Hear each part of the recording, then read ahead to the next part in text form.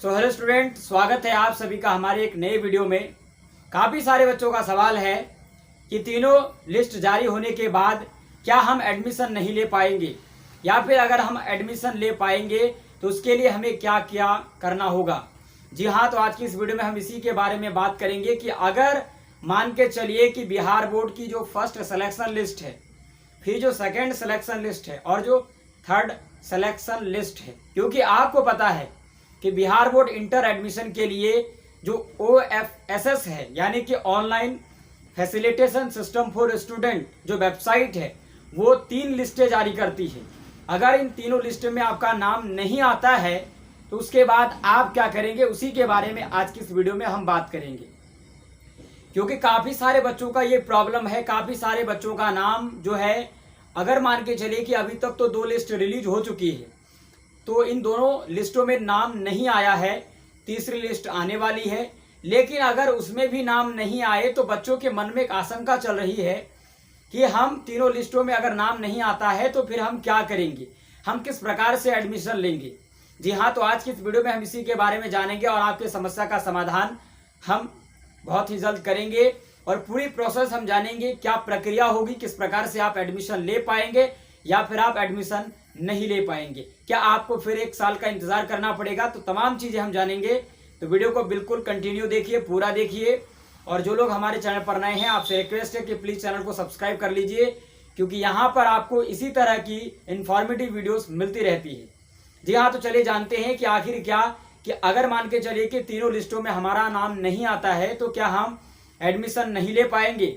सबसे पहला मन में डाउट यही होता है। और दूसरा ये, अगर हम एडमिशन ले पाएंगे तो हम किस प्रकार से एडमिशन लेंगे। तो बिल्कुल सारे डाउट क्लियर कर देंगे हम। सबसे पहला जो डाउट है आपका, क्या अगर तीनों लिस्टों में नाम नहीं आता है तो आप एडमिशन ले पाएंगे या नहीं। तो इसका आंसर है कि आप एडमिशन ले पाएंगे, लेकिन इसके भी कुछ रीजन है।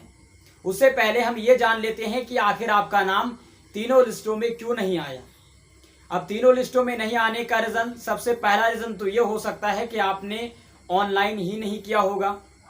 सबसे पहला पॉइंट क्या है कि आपने ऑनलाइन ही नहीं किया होगा।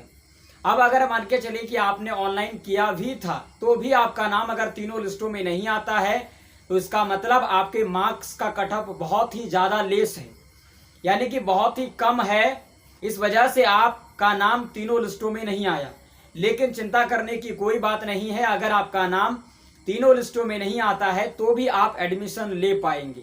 जी हाँ, तीनों लिस्टों में नाम नहीं आने के बाद OFSS जो है आपको एक ऑप्शन देती है, और उस ऑप्शन को हम जो है स्पॉट एडमिशन के नाम से जानते हैं। जी हाँ, स्पॉट एडमिशन एक ऐसी प्रोसेस है जिसके माध्यम से अगर तीनों लिस्टों में आपका नाम नहीं आता है तो आप डायरेक्टली कॉलेज से कांटेक्ट करके वहां पर आप अपनी एडमिशन ले सकते हैं। अब आप ये जानने के लिए उत्सुक होंगे कि आखिर हम स्पॉट एडमिशन में किस प्रोसेस के आधार पर एडमिशन लेंगे, क्या करना होगा। तो देखिए, स्पॉट एडमिशन में क्या होता है कि आप उसी कॉलेज में एडमिशन ले सकते हैं जहां पर सीटें खाली हो, और जो है आप जिस स्ट्रीम से, यानी कि अगर आप साइंस या फिर आर्ट्स या फिर कॉमर्स, जिस भी स्ट्रीम से आप एडमिशन लेना चाहते हैं, उस स्ट्रीम की सीटें उस कॉलेज में खाली होनी चाहिए। अगर उस स्ट्रीम की सीटें वहां पर खाली है तो आप उस कॉलेज से डायरेक्ट कांटेक्ट करके वहां से आप एडमिशन ले सकते हैं। इसके लिए 2 प्रोसेस है कि आप सीटें किस तरह से पता कर सकते हैं। तो इसके लिए हमारे पास 2 प्रोसेस है। सबसे पहला तो आप ऑनलाइन घर बैठे अपने मोबाइल के जरिए एक ऑनलाइन प्लेटफॉर्म के माध्यम से भी आप चेक कर सकते हैं कि जो है किस कॉलेज में सीटें खाली है, और या फिर आप डायरेक्टली कॉलेज के प्रिंसिपल से जा करके, ठीक है, आपको जिस कॉलेज में एडमिशन लेना है उस कॉलेज में जा करके आप सीधे वहां से प्रिंसिपल से पूछ सकते हैं कि वहां पर सीटें खाली है या नहीं। अगर वहां पर सीटें खाली है तो आप वहां पर एडमिशन ले सकते हो, या फिर आप ऑनलाइन के माध्यम से पता कर सकते हैं कि किन किन कॉलेजों में सीटें खाली है। अगर आप मोबाइल से देख लेते हैं तो उसके बाद आप उस कॉलेज में जा करके उसका स्क्रीनशॉट लेकर के दिखा सकते हैं प्रिंसिपल को कि यहाँ पर सीटें खाली है और मुझे एडमिशन लेना है, तो आपका वहाँ पर एडमिशन हो जाएगा। तो ये ही एक प्रोसेस है स्पॉट एडमिशन। जब तीनों लिस्टों में नाम नहीं आता है तो यही एक प्रोसेस देता है आपको स्पॉट एडमिशन का। और काफी सारे बच्चों के नाम अगर आ भी जाते हैं तो वो एडमिशन नहीं लेते हैं, तो वो अंत में क्या करते हैं कि स्पॉट एडमिशन के जरिए फिर अपना एडमिशन लेते हैं।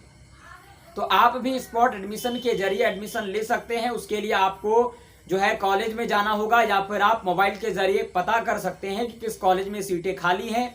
जिस कॉलेज में सीटें खाली होगी आप उस कॉलेज में जाकर एडमिशन ले सकते हो। एडमिशन फी जो है, जो इन बच्चों का लग रहा है, जो मेरिट लिस्ट में जिनका नाम आया हुआ है, उतना फी आपको भी लगेगा। और जो जो डॉक्यूमेंट इनको लग रहे हैं वो डॉक्यूमेंट, उतने ही डॉक्यूमेंट आपको भी लगेंगे। ठीक है, जो रिक्वायर्ड डॉक्यूमेंट है वो आपको भी लगेंगे।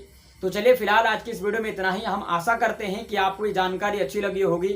और आपका जो डाउट था कि अगर तीनों लिस्टों में आपका नाम नहीं आता है तो आप किस प्रकार से एडमिशन कर सकते हैं, तो हमने आपको कहा कि स्पॉट एडमिशन स्पॉट एडमिशन एक प्रोसेस होती है जिसके माध्यम से आप डायरेक्टली कॉलेज से कांटेक्ट करके आप एडमिशन ले सकते हैं। उसमें कोई लिस्ट में नाम नहीं आएगा, आपको सीधे जाकर के कॉलेज में एडमिशन लेना होगा।